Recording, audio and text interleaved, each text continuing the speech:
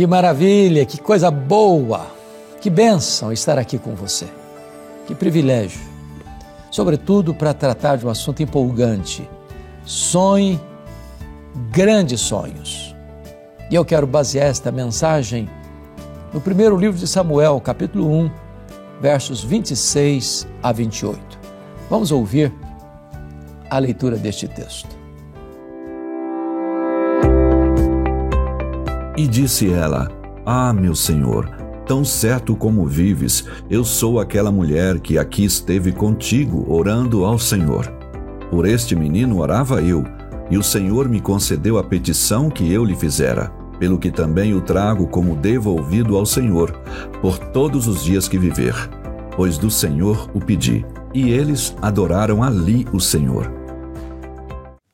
Era o ano de 1952 na Nova Zelândia, quando um grande alpinista, um grande esportista, Edmund Hillary, nutriu no seu coração um sonho inédito, um sonho audacioso, o sonho de chegar no topo do Pico Everest, com mais de 8.800 metros de altitude.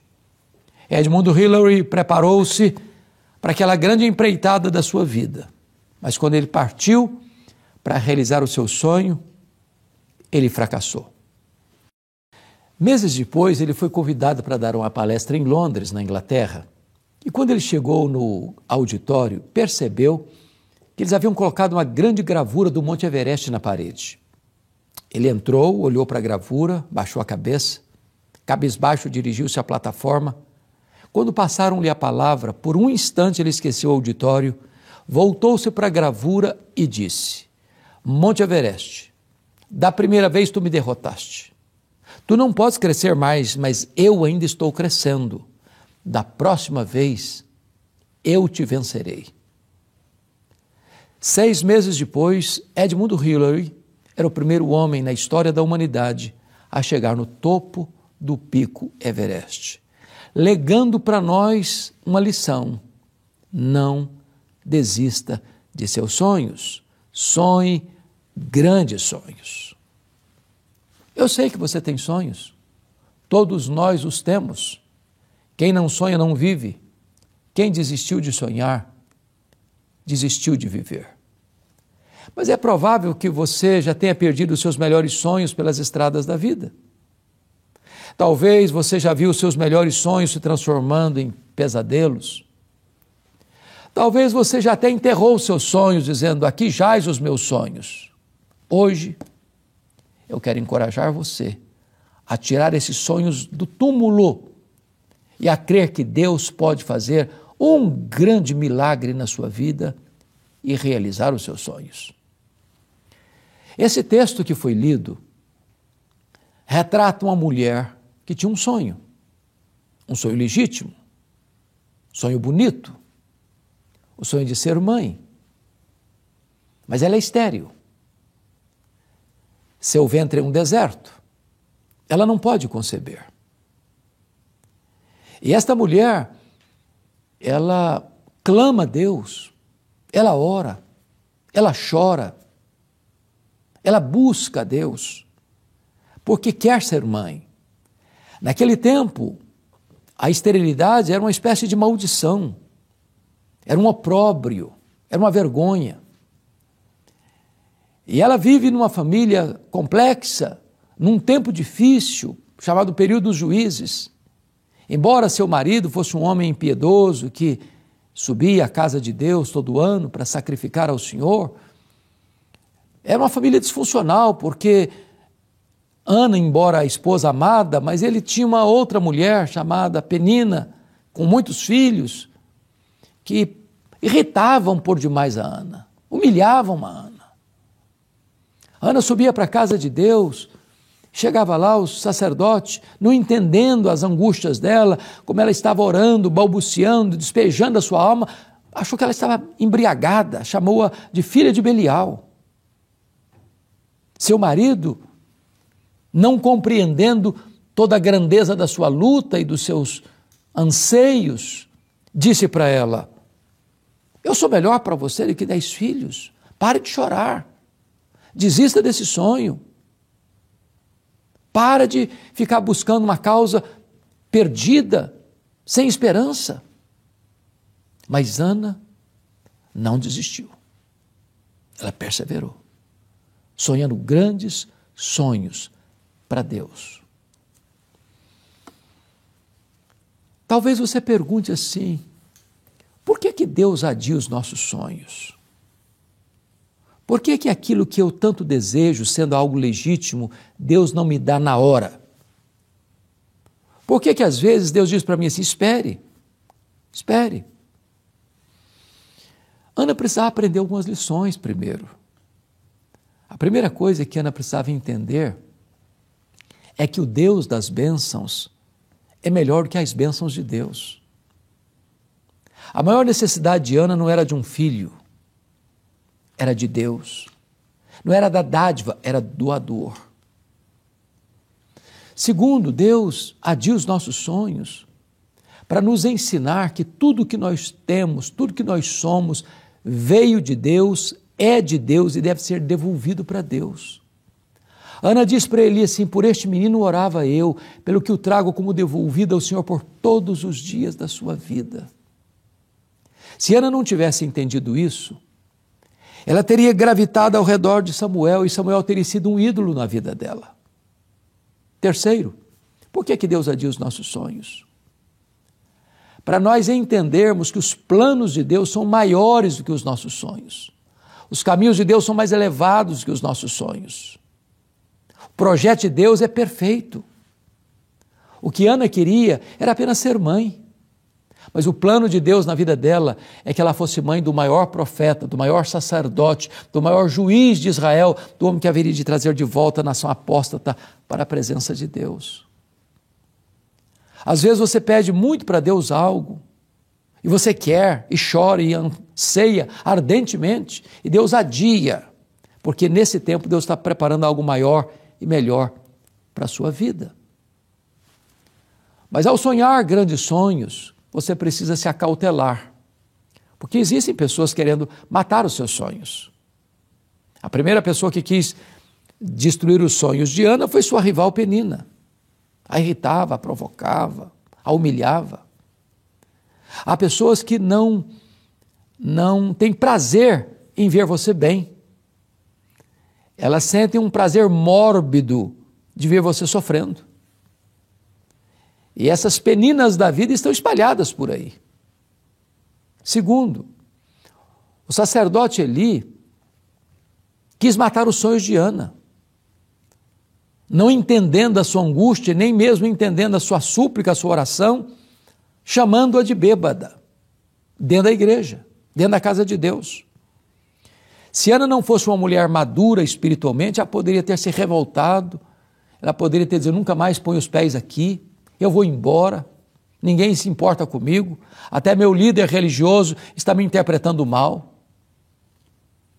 Mas ainda o marido dela, Eucana, era um maridão, era um homem amoroso, era um homem provedor da família, dava porções dobradas para Ana porque ele a amava, mas ele era racional demais para acreditar que Deus pudesse fazer um milagre.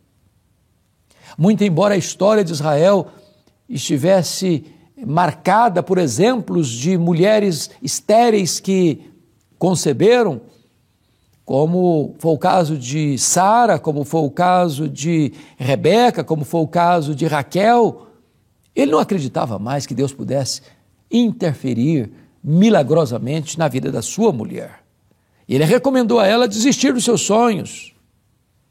Então, cuidado, porque os assassinos de sonhos podem estar muito mais perto de você do que você imagina.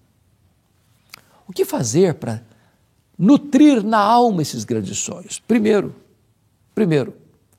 continue crendo, apesar das circunstâncias e apesar das pessoas à sua volta que tentam desestimular você, continue crendo, continue esperando, continue orando, continue jejuando, continue chorando aos pés do Senhor, persevere em buscar a Deus.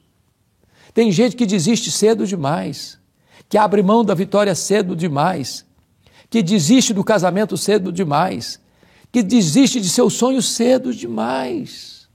Persevere, lute.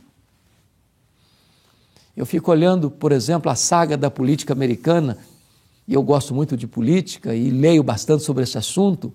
Franklin Delano Roosevelt estudou em Harvard, estudou na Columbia, entrou na política, teve vitórias expressivas, mas o sonho da vida dele era ser presidente dos Estados Unidos da América. Mas aos 39 anos de idade, foi acometido por uma poliomielite e ficou paraplégico numa cadeira de rodas. Alguém disse, numa cadeira de rodas você nunca vai ser presidente dos Estados Unidos. Ele disse, eu nunca vou desistir. Foi o único homem até hoje que foi eleito e reeleito presidente dos Estados Unidos da América 4 vezes consecutivamente. Persevere, nunca desista. A segunda coisa que você precisa fazer, se você quer ter grandes sonhos para Deus, é crer nas promessas de Deus. No versículo 17 deste capítulo, ele disse para Ana, vai em paz para a tua casa e o Deus de Israel te conceda a petição que lhe fizeste. Esse pedido é bom, essa palavra é boa, essa palavra Ana acolheu no seu coração. E quando Ana saiu de Siló, o rosto dela já não tinha mais tristeza, o brilho da alegria já invadia a sua face. Quando ela voltou para Ramá, ela coabitou com seu marido, Deus se lembrou dela e ela concebeu e deu à luz a um filho a quem pôs o nome de Samuel. Lá em Siló, Deus curou a sua alma. Lá em Ramá, Deus curou o seu ventre. Lá em Siló, ela tomou posse da promessa de Deus. Lá em Ramá, o milagre se historificou na sua vida. Não escute os arautos do caos. Não escute os profetas do pessimismo. Não escute os embaixadores da incredulidade. Leia as promessas de Deus. Leia a palavra de Deus. Aproprie-se destas promessas benditas de Deus, porque em todas elas nós temos o sim e nós temos o amém. Mas, finalmente, Ana voltou às trincheiras da luta. Ela voltou para Ramá.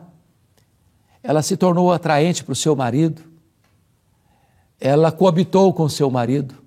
Deus se lembrou dela. Deus abriu o seu ventre e ela concebeu. E ela se tornou mãe não só de Samuel, mas de outros filhos. Eu quero encorajar você a ter grandes sonhos. Não para você ser uma pessoa famosa, não para você ser uma pessoa aplaudida, não para você ser apenas uma pessoa bem-sucedida financeiramente, profissionalmente. Não para você ter o seu ego inflado, para você ser um pavão. Não. Sonhe grandes sonhos para Deus. Para você ser um instrumento nas mãos de Deus. Para você ser um canal nas mãos de Deus. Para você ser um abençoador na sua casa, na sua família, na sua parentela, no seu trabalho, na sua igreja, na sociedade. Que a sua vida possa frutificar, florescer e ser uma fonte a jorrar palavras de vida para aqueles que estão à sua volta.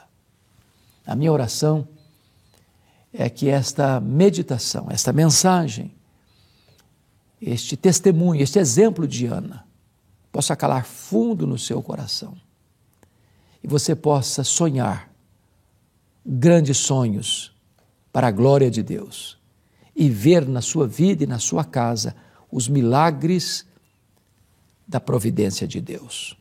Eu quero orar com você e orar por você neste momento. Ó Deus, nós te agradecemos muito o privilégio de abrir a Tua palavra, a liberdade que temos de pregar a Tua palavra. E eu te peço agora que Tu abençoes as pessoas que estão ouvindo, assistindo, para que entendam, para que recebam, para que experimentem a transformação milagrosa da Tua mão na sua vida. Aqueles nós que não são desatados pela força e estratégia humana, que Tu manifeste o Teu poder, que Tu quebres esses laços, que Tu realizes os grandes sonhos e os Teus projetos na vida de cada pessoa que está nos assistindo.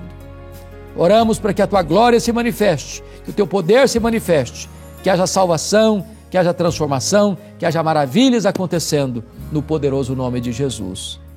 Amém.